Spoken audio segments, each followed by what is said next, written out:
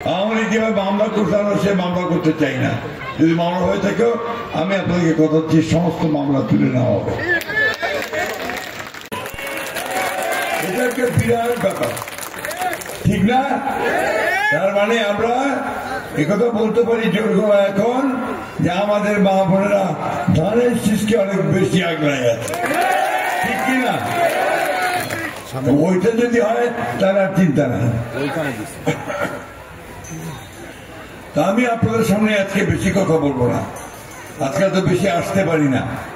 দুইটা কারণে, একটা হচ্ছে যে বয়স হয়ে গেছে, আর দুই নম্বর হচ্ছে আমি যে দায়িত্বতে আছি সেই দায়িত্ব হচ্ছে বিএনপির মহাসচিবের দায়িত্ব, মানে সারা বাংলাদেশের, তাই না? আপনারা মাঝে মাঝে আমাকে টিভিতে দেখেন, কিন্তু ঠাকুরগাঁয়ে সামনে আসতে পারি না। আর 15টা বছর তো আমাদের কাছে খুব খারাপ। ফ্যাসিস্ট বাহিনী, ফ্যাসিস্ট সরকার, তারা আমাদেরকে খুব বেশি মিটিং মিছিল করতে দেয়নি, তাই না? আপনাদের কাছে আসতেও দেয়নি। আর উল্টা আরো মামলা মোকদ্দমা করে এমন একটা অবস্থা তৈরি করছে যে আমাদের যারা কাজ করে বিএনপির তারা ভয় পায়, ঠিক মতো কাজ করতে পারেনি। প্রিয় মা বোনেরা, বন্ধুগণ, আল্লাহর অশেষ রহমতে, ভগবানের অশেষ কৃপায় আমরা সেই অবস্থাটা পার হয়ে গেছি।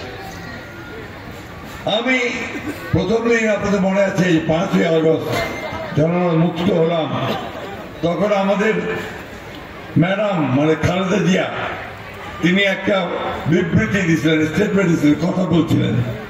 সেই কথাটা ছিল যে আমরা প্রতিহিংসায় বিশ্বাস করব না, আমরা প্রতিশোধ দিব না,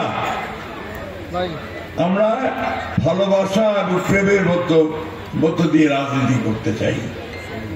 আমি সেই কথাটা আবার আজকে আপনাদেরকে বলতে চাই যে আমরা কোন প্রতিশোধের রাজনীতি করতে চাই না। আওয়ামী লীগ যেভাবে মামলা করতে আমরা সে মামলা করতে চাই না। যদি মামলা হয়ে থাকে আমি আপনাদেরকে কথা দিচ্ছি সমস্ত মামলা তুলে নেওয়া হবে। যত মামলা আছে আওয়ামী লীগের বিরুদ্ধে আমরা সমস্ত মামলাগুলো তুলে নেব, ঠিক আছে? তুলে নেওয়া আছে কিছু?